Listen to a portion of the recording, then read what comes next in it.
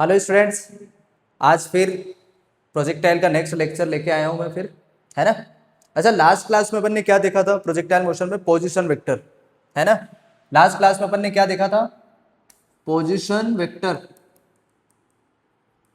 Position vector, है ना। थोड़ा सा इसको रिवीजन कर लेते हैं। पोजीशन वेक्टर को ऐसे प्रोजेक्टाइल फेंका था अपन ने यू स्पीड से at angle theta from horizontal. तो ये कैसे जा रहा था? ऐसे। अब ये टाइम टी पर इसके पोजीशन वेक्टर निकाल रहे थे, है ना। जैसे मान लो टाइम टी पर ये यहाँ पहुंच गया इस जगह पर, तो इसके दो कोऑर्डिनेट हो जाएंगे ना, एक्स और वाई। तो एक्स और वाई की वैल्यू निकालनी है दो कोऑर्डिनेट की। अब देखो, इसकी इधर स्पीड क्या थी? You cos theta. और इधर स्पीड क्या थी? You sine theta. और एक्सेलरेशन एक्स डायरेक्शन में कितना होता है? 0। और वाई डायरेक्शन में कितना होता है? जी। एक्सेलरेशन जो ग्रेविटी लगती है वो नीचे लगती है ना हमेशा, है ना। अब एक्सेलरेशन एक्स डायरेक्शन में जब 0 था तो स्पीड क्या रहती थी उसमें? कांस्टेंट। तो अपना जो एक्स वाला कंपोनेंट आया था, एक्स एक्सिस वाला जो कंपोनेंट था टाइम टी पर, वो कैसे निकालेंगे? Speed is equal to distance upon time लगा के। स्पीड क्या है एक्स एक्सिस में? U cos theta. और इस डिस्टेंस को क्या बोल रहे हैं अपन? X time T. तो यहां से एक्स की वैल्यू क्या आ जाएगी? You cos theta into T, है ना। फिर इसे वाई एक्सिस वाला कंपोनेंट निकाला था अपन ने टाइम टी पर। तो वाई एक्सिस में कितना होगी? इसकी पोजीशन क्या होगी टाइम टी पर? तो वाई में मैं फॉर्मूला यूज करूंगा स्पीड, ये सेकंड इक्वेशन ऑफ मोशन, है ना। S is equal to u t plus half a t square, है ना। सिर्फ इसको y में अप्लाई करेंगे, पर किस में अप्लाई करेंगे? y में। तो y में इसका डिस्प्लेसमेंट कितना हो गया? y मान रहे हैं उसको, डिस्प्लेसमेंट को। इनिशियल स्पीड कितनी है y में इसकी? u sign theta into T plus, अच्छा इसमें ए वाई की जगह अपन माइनस जी रखेंगे क्योंकि ग्रेविटी नीचे लगती है। तो माइनस जी रखेंगे तो ये हो जाएगा माइनस का हाफ जी टी स्क्वायर। ये देखो एक्स और वाई दोनों कंपोनेंट आ गए। अब इसका अपन ने पोजीशन वेक्टर बनाया था। पोजीशन वेक्टर को कैसे लिखते हैं? एक्स आई के प्लस वाई जे के। तो ऐसे पोजीशन वेक्टर आ जाएगा टाइम टी पर। एक्स वाला कौन सा है? U cos theta into t i k plus y वाला कौन सा है? U sine theta, u sine theta minus half g t square j k, है ना। तो ये अपन ने पोजीशन वेक्टर देखा था। अब अपन यहां से स्टार्ट करते हैं नेक्स्ट टॉपिक अपना जो आज पढ़ने वाले हैं अपन, इक्वेशन ऑफ ट्रेजेक्ट्री। क्या पढ़ेंगे? Equation of trajectory, equation of trajectory ये पढ़ेंगे आज अपन, equation of trajectory. Equation of trajectory का मीनिंग क्या है कि जैसे अपन ने वो पार्टिकल को ऐसे फेंका था ना पैराबोलिक पाथ में। पार्टिकल कैसे गया था? पैराबोलिक पाथ में गया था। किसी पार्टिकल को ऐसे प्रोजेक्ट करेंगे तो वो कैसे जाएगा? पैराबोलिक पाथ में, है ना। ऐसे जा रहा था ये पैराबोलिक पाथ। अब ये पार्टिकल के कैसा पाथ बनाया? Parabolic path. तो इस पाथ की इक्वेशन लिखनी है। ये जो पाथ है ना, इसने कैसा रास्ता बनाया, इस रास्ते की इक्वेशन लिखनी है ना। इस कर्व की इक्वेशन लिखनी है, उसी को क्या बोलते हैं? इक्वेशन ऑफ ट्रेजेक्ट्री, है ना। तो इक्वेशन ऑफ ट्रेजेक्ट्री में देखना, अपने जो पोजीशन वेक्टर में जो एक्स कंपोनेंट, एक्स में डिस्प्लेसमेंट आया था, एक्स एक्सिस में जो डिस्प्लेसमेंट था वो क्या था? You cos theta into T. और वाई में जो आया था वो क्या था? You sine theta into T minus half g t square, है ना। अब इसमें दोनों इक्वेशन में देखो टाइम चल रहा है, दोनों ये डिस्प्लेसमेंट और टाइम की इक्वेशन चल रही है ना। तो इन दोनों इक्वेशन को मैं, इस इक्वेशन से मैं टाइम को हटा दूंगा यहां से। ये जो इक्वेशन में टाइम चल रहा है ना, इसमें से टाइम को गायब करना है। तो यहां से देखो, यहां से टी की वैल्यू मैं निकालना चाह रहा हूं पहली इक्वेशन से। इसको पहली इक्वेशन नाम दे दो, ये सेकंड, है ना। From equation first, from equation first वहां से टाइम की वैल्यू निकालो। तो टाइम की वैल्यू कितनी आएगी? देखो इक्वेशन फर्स्ट कैसे दे रखी है, x is equal to u cos theta into t. तो यहां से टाइम की वैल्यू आ जाएगी x upon u cos theta. X की वैल्यू आ गई, टाइम की वैल्यू निकाल ली यहां से, x upon u cos theta. इसको सेकंड इक्वेशन में पुट कर दो, सेकंड इक्वेशन में इसको पुट करो। तो y is equal to u sine theta into, second equation में मैं पुट कर रहा हूं, थोड़ा सा इसमें ज्यादा जरूरत लगेगी जगह की। तो यहां से देखो y is equal to u sine theta into t की वैल्यू क्या आई है? X upon u cos theta, है ना। ये मल्टीप्लाई का साइन है, u sine theta into x upon u cos theta minus half g, और टी की वैल्यू क्या है तो यहाँ पुट कर दो x upon u cos theta square, है ना।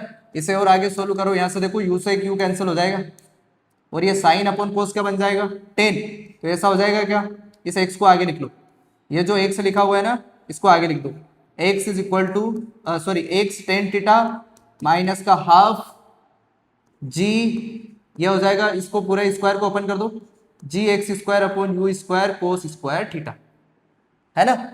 इसी को बोलते हैं इक्वेशन ऑफ ट्रेजेक्ट्री। ये देखो ये ट्रेजेक्ट्री की इक्वेशन आ गई। इस इक्वेशन में देखो टाइम नहीं है, ये जो अपनी इक्वेशन है ना इसमें से टाइम गायब हो गया, तो ये अपना इधर एक्स एक्सिस था और ये वाला क्या था, ये वाले वर्टिकल डायरेक्शन, इसको वाई एक्सिस बोलते हैं।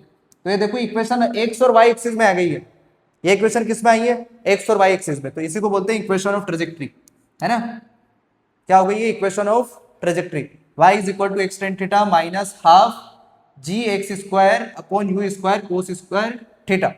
अब ये जो इक्वेशन है इसको मैं एक फॉर्मूला रेंज का टर्म में भी बनाऊंगा, ये जो अपनी इक्वेशन चल रही है ना इक्वेशन ऑफ ट्रेजेक्ट्री, इसको एक रेंज का टर्म में भी मैं प्रूफ करना चाह रहा हूं थोड़ा सा, तो यहां से देखना इसको रेंज का टर्म में भी निकालेंगे अपन, तो ये जो रेंज का टर्म में इसका आंसर लेके आएंगे, थोड़ा सा रेंज के टर्म में इसकी इक्वेशन को प्रूफ करेंगे अपन।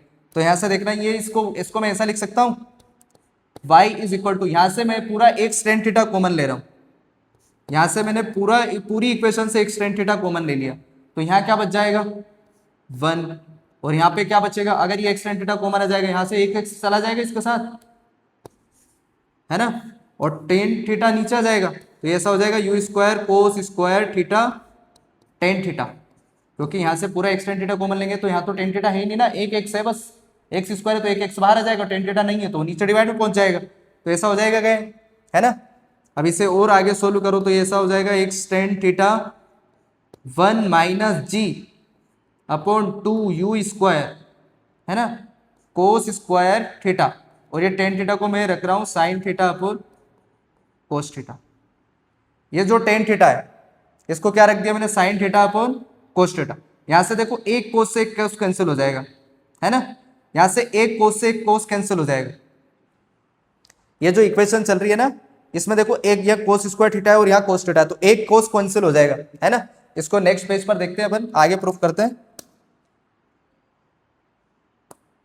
क्या चल रही थी equation, y is equal to x tan theta common लिया था, यहां बचा था 1 minus g x upon 2 u square cos square theta, और 10 को कैसे लिखा था अपन ने sine theta upon cos theta, ऐसा चल रहा था क्या, ऐसी इक्वेशन चल रही थी। अब यहाँ से देखो एक कोस से एक कैंसिल हो जाएगा, एक कोस बच जाएगा ऊपर, तो इसको जब अपन आगे सोल्व करेंगे तो ऐसा हो जाएगा, देखना y is equal to x tan theta 1 minus g x upon 2 u square, यहां से एक कोस कैंसिल हो गया तो बचा क्या, सिर्फ एक कोस थीटा और एक क्या बच गया साइन थीटा, है ना।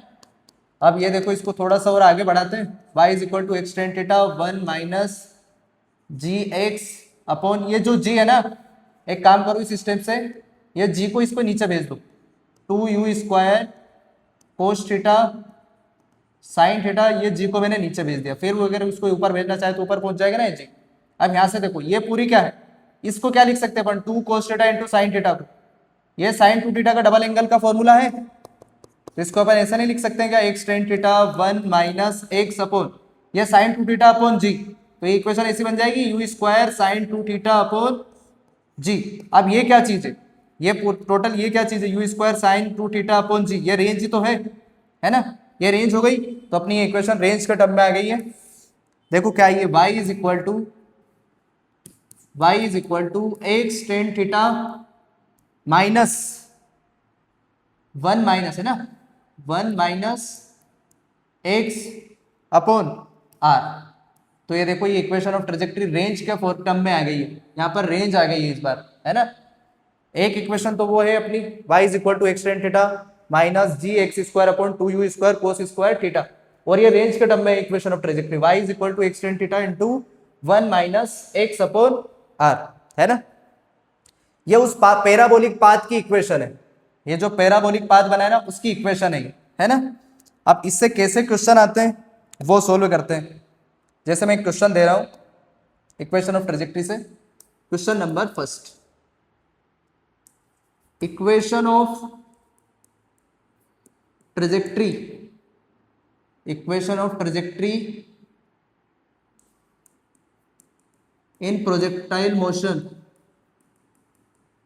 is y is equal to under root 3x minus 10x, ऐसी इक्वेशन दी है। y is equal to under root 3x minus 10x square, है ना, इसको x स्क्वायर कर लो। y is equal to under root 3x minus 10x square, है ना। अब क्वेश्चन क्या क्या पूछा है ना, क्वेश्चन देखना, find out projection angle, find out projection angle, ये पहला क्वेश्चन। इसमें 4 से 5 क्वेश्चन दूंगा मैं, वो पूरे सोल्व करने। फाइंड आउट प्रोजेक्शन एंगल, उसके बाद प्रोजेक्शन स्पीड, उसके बाद निकालनी है अपने को projection speed. Third time of flight, time of flight. Fourth maximum height, fourth number का क्वेश्चन हो गया अपना मैक्सिमम हाइट। और क्या बच रहा है इसमें, रेंज और निकालते हैं, है ना, रेंज। 5 क्वेश्चन करने इसके सोल्व, है ना। इक्वेशन ऑफ ट्रेजेक्ट्री दी है और ये 5 क्वेश्चन सोल्व करने हैं इक्वेशन ऑफ ट्रेजेक्ट्री से, है ना। तो पहला क्वेश्चन करते हैं अपन, प्रोजेक्शन एंगल निकालते हैं। तो पहले तो एक काम करो, इस इक्वेशन ऑफ ट्रेजेक्ट्री को नीचे लिखो, y is equal to under root 3x minus 10x square, ऐसे लिखी हुई है ना, माइनस 10x स्क्वायर। इसको इक्वेशन ऑफ ट्रेजेक्ट्री से कंपेयर करो। इक्वेशन ऑफ ट्रेजेक्ट्री क्या थी, y is equal to x tan theta minus gx square upon 2u square cos square theta, यही थी ना इक्वेशन ऑफ ट्रेजेक्ट्री अपनी, है ना। अब यहां पर देखो, इसको कंपैरिजन करो तो देखो tan थीटा की जगह क्या लिखा हुआ है, रूट 3। यहां पर देखो x tan थीटा तो ऐसे ही तो है, ये x आगे पीछे है बस। यहां पर देखो x के साथ क्या लिखा हुआ है, रूट 3, x के साथ मल्टीप्लाई में क्या चल रहा है, रूट 3। यहाँ x के साथ मल्टीप्लाई में क्या चल रहा है, tan थीटा। तो ऐसा tan थीटा की वैल्यू क्या हो जाएगी, रूट 3। इससे अगर कंपेयर करेंगे तो tan थीटा की जगह क्या लिखा हुआ है, रूट 3। अब ये देखो रूट 3 tan थीटा किस एंगल पर देता है, 60 डिग्री। तो पहला क्वेश्चन का आंसर तो आ गया अपना प्रोजेक्शन एंगल। ये प्रोजेक्शन एंगल निकाल लिया अपन ने, है ना। अब सेकंड क्वेश्चन क्या है, प्रोजेक्शन स्पीड। सेकंड क्वेश्चन क्या है, प्रोजेक्शन स्पीड। तो प्रोजेक्शन स्पीड के लिए एक काम करो, यहां से देखो, ये देखो g upon 2u square cos square theta की जगह क्या लिखा हुआ है, 10। अगर मैं इसको कंपेयर करूं तो ये 10 की जगह क्या लिखा हुआ है, g upon 2u square cos square theta, मतलब g upon 2u square cos square theta की वैल्यू 10 है ना। तो यहां से मैं प्रोजेक्शन स्पीड निकालूंगा, मतलब g upon 2u square cos square theta की जगह क्या लिखा हुआ है, 10, है ना। अब g की वैल्यू भी 10 होती है, तो ये g से ये 10 की वैल्यू कैंसिल हो जाएगी, क्योंकि g की वैल्यू 10 है ना, तो कैंसिल हो जाएगा। अब यहाँ से इसको क्रॉस मल्टीप्लाई करो तो 2u square cos square theta equal to 1 हो जाएगा। अब यहाँ से देखो प्रोजेक्शन स्पीड, ये थीटा एंगल कितना है अपना, 60 डिग्री। थीटा एंगल कितना आया, 60 डिग्री। तो कोस 60 यहाँ पे रख देंगे, तो ये हो जाएगा 2u square cos square 60 degree equal to 1। तो कोस 60 की वैल्यू कितनी होती है, 1/2, 1/2 का स्क्वायर इक्वल टू 1। 1/2 कितना हो जाएगा, 1/4। ये 2 से 4 2 टाइम में कैंसिल, तो u स्क्वायर की वैल्यू कितनी आ जाएगी, 2। तो u की वैल्यू कितनी आ जाएगी, under root 2 metre per second. ये प्रोजेक्शन स्पीड आ गई है, under root 2 metre per second, है ना। ये प्रोजेक्शन स्पीड हो गई है। अब इसके बाद थर्ड वाला क्वेश्चन क्या है अपना, time of flight. Third question क्या है, टाइम ऑफ फ्लाइट। ये सेकंड क्वेश्चन का आंसर निकाल लिया अपन ने, प्रोजेक्शन स्पीड। थर्ड क्वेश्चन क्या निकालना है, time of flight. Time of flight निकालना है। अब देखो टाइम ऑफ फ्लाइट का फॉर्मूला क्या होता है, और इसमें प्रोजेक्टाइल मोशन में 2u sign theta upon g, है ना। तो यहां से टाइम ऑफ फ्लाइट निकल जाएगा, u की वैल्यू कितनी आई है, रूट 2, कितना एंगल है, 60 डिग्री। तो यहाँ पे साइन 60 डिग्री हो जाएगा, है ना, अपॉन g की वैल्यू कितनी है, 10। इसको पूरा सोल्व करो तो ये 2 से ये 10 कितना टाइम में कैंसिल हो जाएगा, 5 टाइम में, है ना। और साइन 60 की वैल्यू कितनी हो जाएगी, साइन 60 की वैल्यू √3/2 है ना। तो ये अपना, अब ये इससे रूट टाइम में कैंसिल हो जाएगा ना, तो ये अपना आंसर आ जाएगा √3/5 √3/5 सेकेंड। ये टाइम ऑफ फ्लाइट आई है। इसको और भी सोल्व कर सकते हैं पर आगे √3 की वैल्यू 1.7 और √2 की वैल्यू कितनी 1.4, इसको और आगे सोल्व कर सकते हैं ना। इसके बाद क्या निकालना है, मैक्सिमम हाइट। इसके बाद क्या कैलकुलेट करना, मैक्सिमम हाइट। मैक्सिमम हाइट को नेक्स्ट पेज पर कैलकुलेट करते हैं अपन। मैक्सिमम हाइट, मैक्सिमम हाइट, तो मैक्सिमम हाइट अगर निकालना है तो मैक्सिमम हाइट और टाइम ऑफ फ्लाइट में एक रिलेशन पता है। मैक्सिमम हाइट और टाइम ऑफ फ्लाइट में एक रिलेशन निकाला था अपन ने, G/8t², G/8t²। मैक्सिमम हाइट और टाइम ऑफ फ्लाइट में ये रिलेशन निकाला था अपन ने, तो यहां से मैक्सिमम हाइट निकल जाएगी। देखो जी की वैल्यू कितनी, 10/8 और टाइम ऑफ फ्लाइट कितना आया था, अभी देखा अपन ने टाइम ऑफ फ्लाइट कितना था, टाइम ऑफ फ्लाइट कितना था √3/5 √2। तो टाइम ऑफ फ्लाइट की वहां वैल्यू रख देंगे √3/5 √3/5 √2² है ना। इसे और अगर आगे सोल्व करेंगे तो ये क्या हो जाएगा 10/8, √3 का स्क्वायर कितना हो जाएगा 3, 5 25 और ये 2, ये 2 से 5 टाइम में कैंसिल और ये 5 से 5 टाइम में कैंसिल है ना। तो अपना आंसर क्या आया, एच मैक्स का 3/40, 3/40 है ना, 3/40। इसको और अगर अपन आगे सोल्व करें एच मैक्स को, तो 3 को 4 से डिवाइड कर लो, फिर 10 पॉइंट लगा देंगे। तो 3 को अगर 4 से डिवाइड करेंगे तो कितना आएगा 0.7, तो यहां से एच मैक्स की वैल्यू कितनी आ जाएगी 0.075 मीटर। ये एच मैक्स की वैल्यू आ गई है 0.075, ये 10 से डिवाइड कर दिया ना तो पॉइंट आ जाएगा 0.075। ये देखो एच मैक्स भी कैलकुलेट कर लिया। 4 क्वेश्चन, 4 क्वेश्चन हो गए अपने। एक क्वेश्चन और बाकी है अपना, रेंज, रेंज और बाकी है। तो देखो मैक्सिमम हाइट और रेंज में रिलेशन निकाला था अपन ने कि मैक्सिमम हाइट अपॉन रेंज क्या था tan θ/2। मैक्सिमम हाइट और रेंज में एक रिलेशन निकाला था अपन ने, h/r = tan θ/2। यहां से देखो h की वैल्यू दी है 0.075, 0.075। रेंज निकालना है, tan θ कितना दिया है 60 डिग्री अपॉन 2। तो रेंज को कैलकुलेट करना है तो इसको क्रॉस मल्टीप्लाई करवा दो, तो इसको इधर क्रॉस मल्टीप्लाई कर देंगे तो ये 0.075 × 2 और ये tan 60 नीचे आ जाएगा। tan 60 की वैल्यू कितनी √3, तो ये कितना हो जाएगा 5 का मल्टीप्लाई। इसको एक काम करते हैं 0.075 अपॉन 2, √3 की वैल्यू कितनी 1.7, अप्रोक्सीमेट 1.7। इसको अपन अप्रोक्सीमेट 1.6 मान सकते हैं क्या, क्योंकि 2 से डिवाइड करेंगे तो ये कितना आ जाएगा 0.8, तो ये हो जाएगा 0.075 अपॉन 0.8। ये 2 से डिवाइड कर दिया 1.7 को, तो 0.8 हो गया है ना। अब 0.075 को 0.8 से डिवाइड कर देंगे तो अपना रेंज निकल कर जाएगा है ना। इसके बाद तुम सोल्व करना है इसे, बस कैलकुलेशन बची हुई है इसमें। r = 0.075 को 0.8 से डिवाइड करना है, तो ये अपनी क्या आ जाएगी रेंज। अब देखो इसमें अपन ने 4-5 क्वेश्चन किए हैं सोल्व है ना। इक्वेशन ऑफ ट्रेजेक्टरी से अपन ने 5 क्वेश्चन सोल्व कर लिए हैं। एक क्वेश्चन और दे रहा हूं मैं इसमें इक्वेशन ऑफ ट्रेजेक्टरी से। इक्वेशन ऑफ ट्रेजेक्टरी से क्वेश्चन नंबर 2।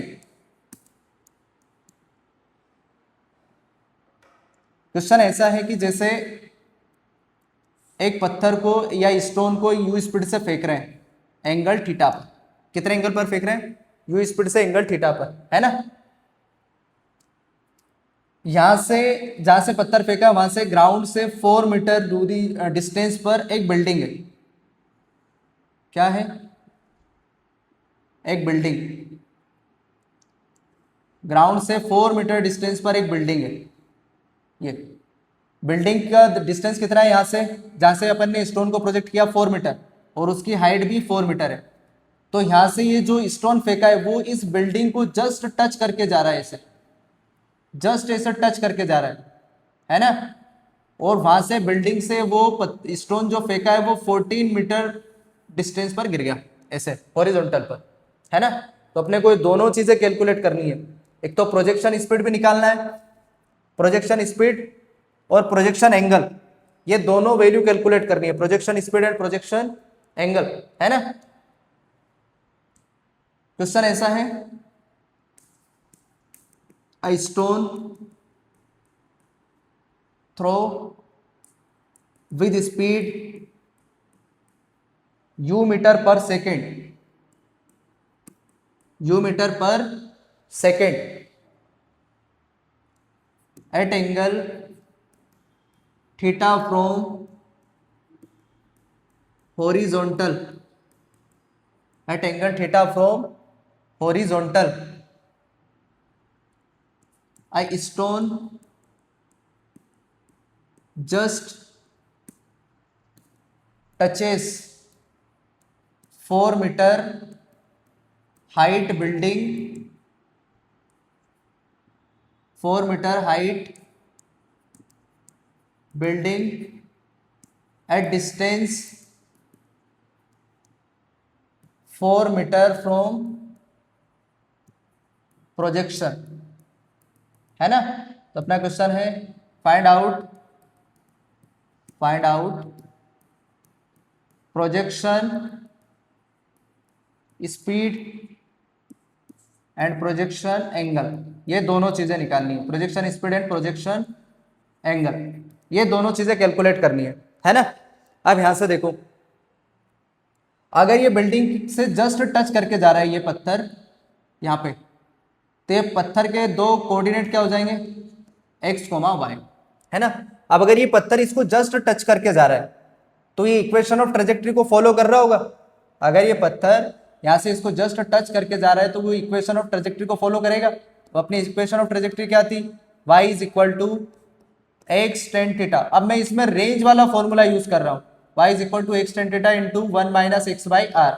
रेंज वाला इसलिए मैं यूज कर रहा हूँ इसमें क्योंकि मुझे इस पत्थर के जो स्टोन फेंका है इसकी रेंज पता है। इसकी रेंज कितनी है हॉरिजॉन्टल में, 18 मीटर।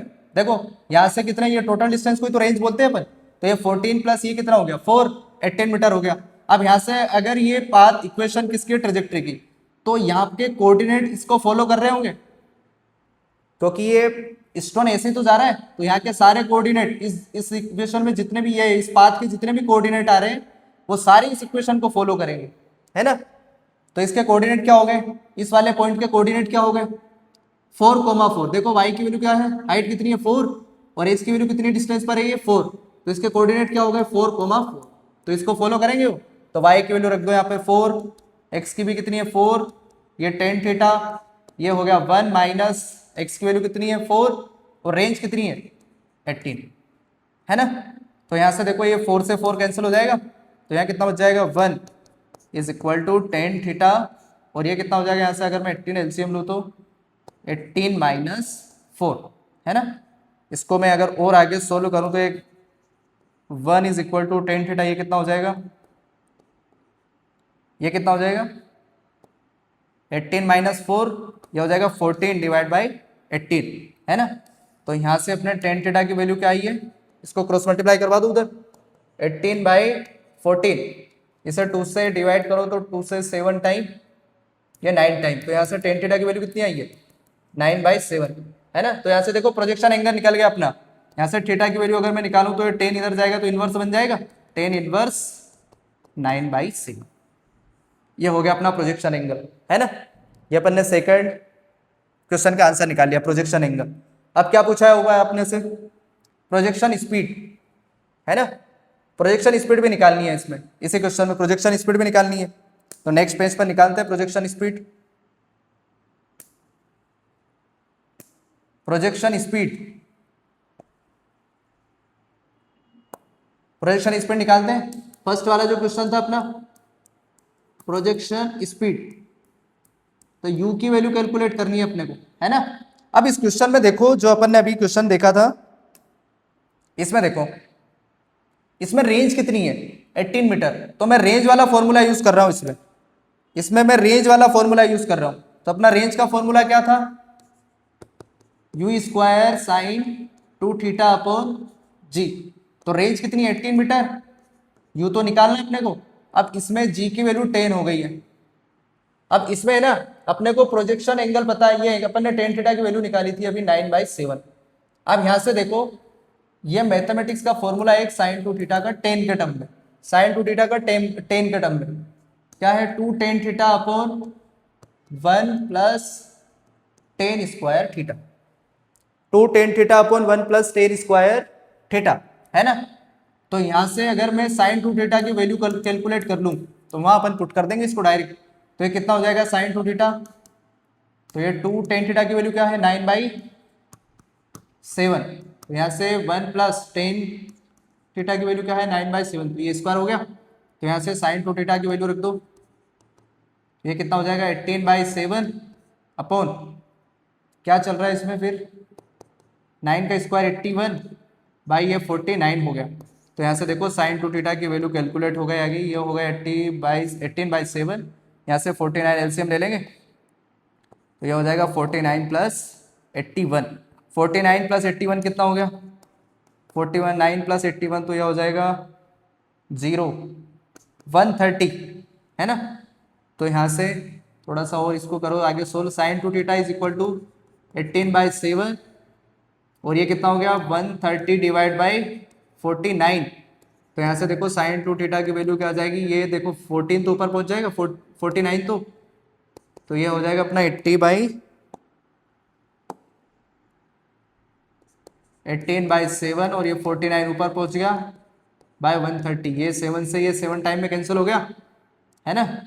तो यहाँ से साइन टू थीटा की वैल्यू क्या आई है, ये कितना हो गया इसका मल्टीप्लाई करेंगे इसमें तो अच्छा ये 2 से और डिवाइड हो सकता है ना, 2 से 9 टाइम और ये कितना हो गया 65, है ना। तो ये 7 इंटू 9 तो ये कितना हो गया 63/65।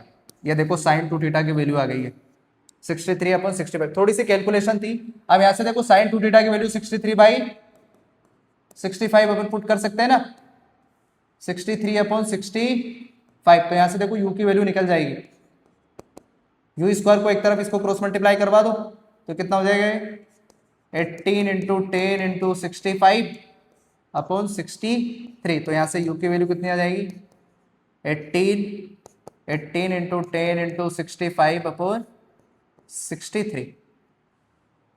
अब ये देखो अब इसमें है ना अगर मैं अप्रोक्सीमेट आंसर निकालूं तो 65 को अगर 63 से डिवाइड करेंगे तो 1 टाइम में कैंसिल हो जाएगा ना लगभग। अगर अप्रोक्सीमेट निकालेंगे तो ये 63 से 65 1 टाइम में कैंसिल हो जाएगा।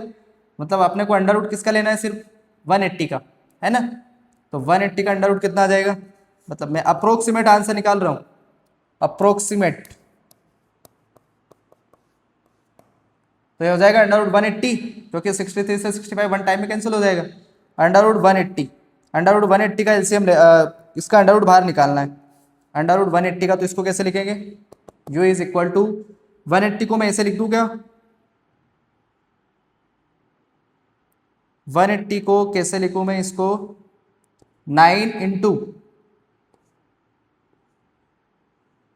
20, है ना। क्योंकि 9 से एक 3 बाहर आ जाएगा, 9 इंटू 20 लिख दूं तो एक 9 से 3 बाहर आ जाएगा, ये 3 और अंडर रूट 20 का लगभग कितना आएगा अप्रोक्सीमेट अगर मैं कैलकुलेट करूं तो अंडर रूट 20 का, है ना। तो 5 का स्क्वायर तो 25 हो जाएगा, 4 का 16, तो 4 और 5 के बीच में है ये आंसर अपना। तो यहाँ से अगर मैं ये देखो 5 के ज़्यादा क्लोज है तो इसको अपन ले लेते हैं अप्रोक्सीमेट 4.6 के आसपास, 4.6, है ना। तो यहाँ से u की वैल्यू आ जाएगी अपनी, ये 4.6 का इसमें मल्टीप्लाई करेंगे 18 और ये कितना हो गया 12, तो ये 13.8 मीटर पर सेकेंड ये स्पीड आएगी अपनी कितनी 13.8 मीटर पर 13.8 मीटर पर सेकेंड, इतनी प्रोजेक्शन स्पीड है इसकी, है ना। तो ऐसे अपन ने 2 क्वेश्चन, ये देखो इसमें ये थोड़ा अच्छा क्वेश्चन था जिसमें प्रोजेक्शन ये अपनी जो इक्वेशन ऑफ ट्रेजेक्टरी वो यूज हो रही थी इसमें, है ना। अब नेक्स्ट क्वेश्चन और देखते हैं, फिर एक क्वेश्चन और सोल्व करते हैं, question number 3।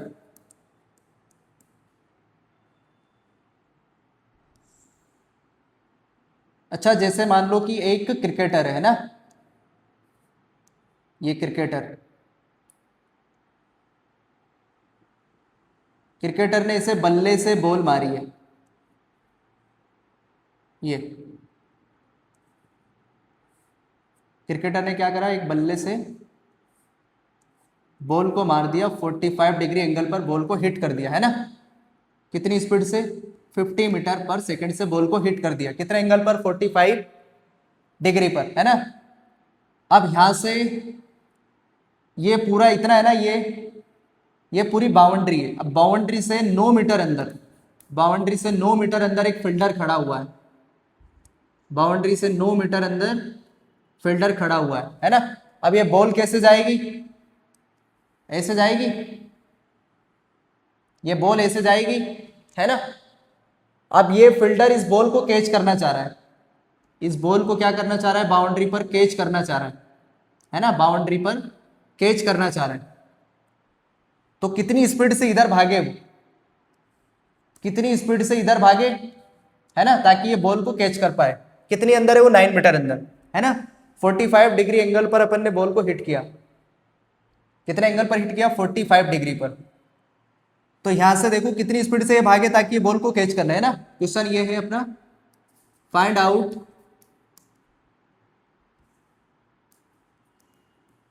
Out speed of fielder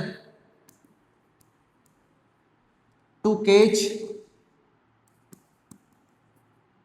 a ball, है ना। ये निकालना कितनी स्पीड से भागे ताकि ये बॉल को क्या कर ले, कैच, है ना। 9 मीटर अंदर ये बाउंड्री के अंदर खड़ा हुआ है यहां से।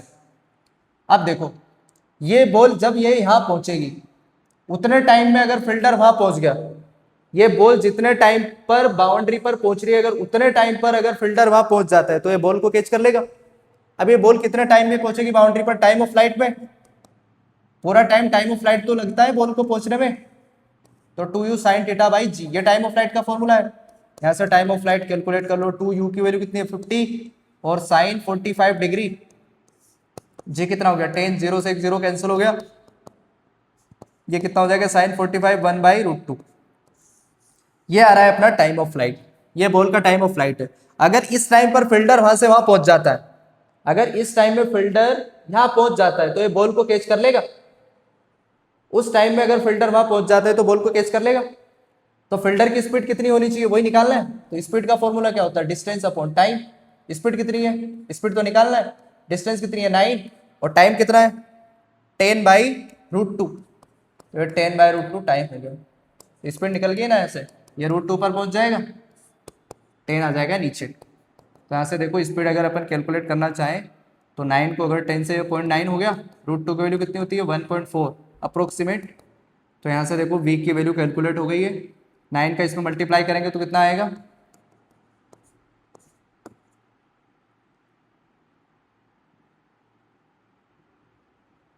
126, है ना। तो यहाँ 2 पॉइंट है ना, तो अपना आंसर आएगा 1.26 मीटर पर सेकेंड। इतनी स्पीड से भागना चाहिए वो फील्डर, इतनी स्पीड से अगर वो भागेगा तो बॉल को कैच कर लेगा।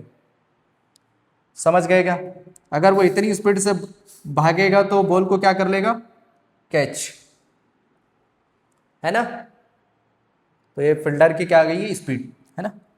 अब ये देखो अपन ने पोजीशन वेक्टर देख लिए, पोजीशन वेक्टर कैसे लिखा था अपन ने, और इक्वेशन ऑफ ट्रेजेक्टरी भी देख लिया, है ना। अब नेक्स्ट अपन पढ़ रहे हैं इसी में velocity in time t in projectile motion. Next topic है ये velocity of particle in time t,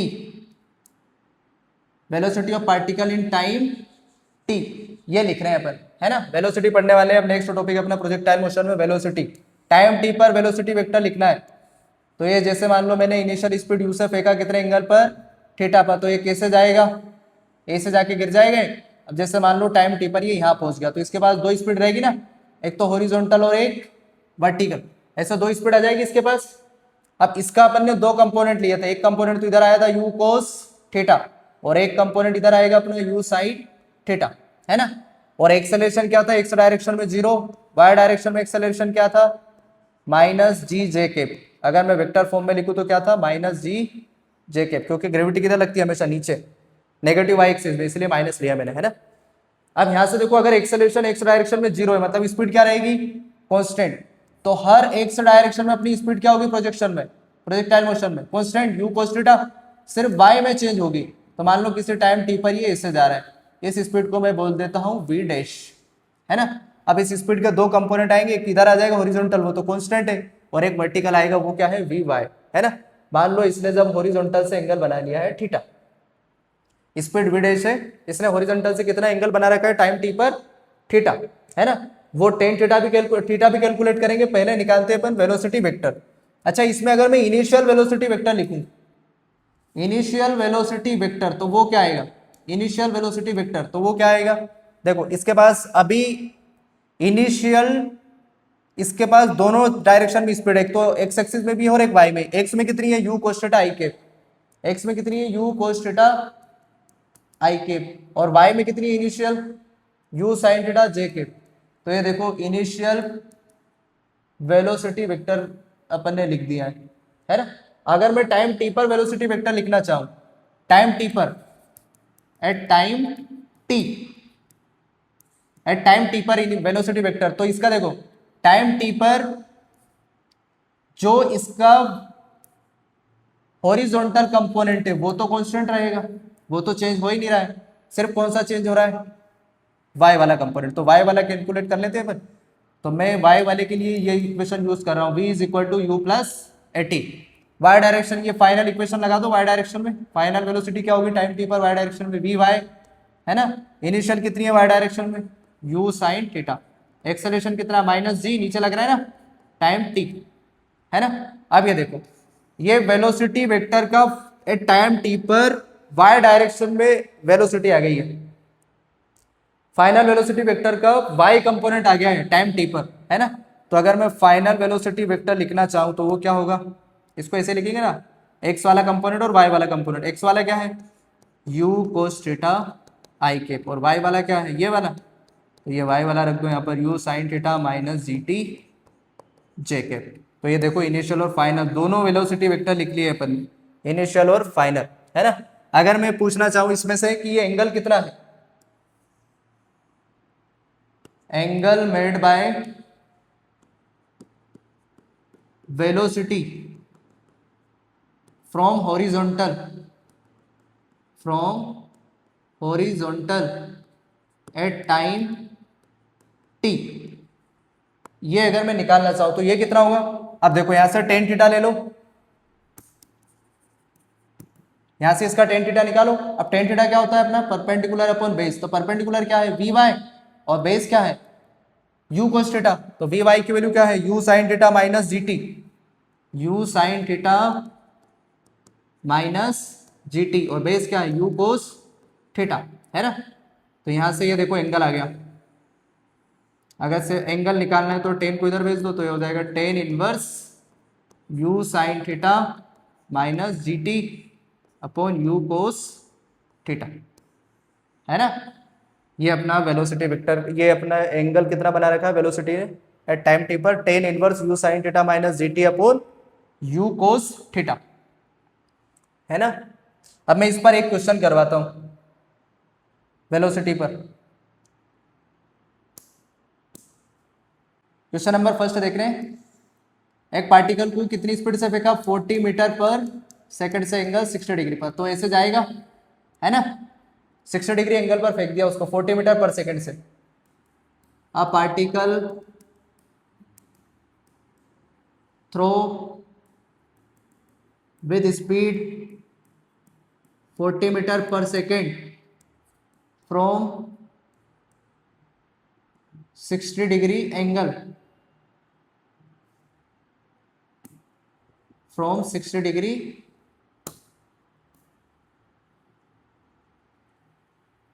from horizontal, है ना, from horizontal at angle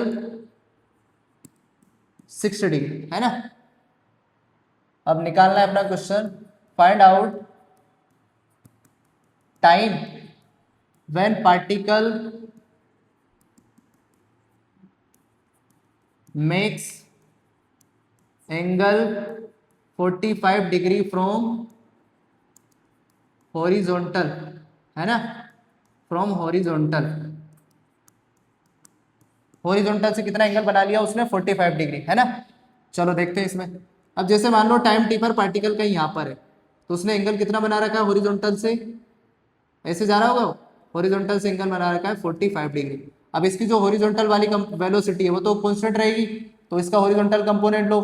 horizontal क्या आएगा 40 कोस 60 डिग्री, कोस 60 की वैल्यू कितनी होती है 1/2, तो ये कितना आ जाएगा 20।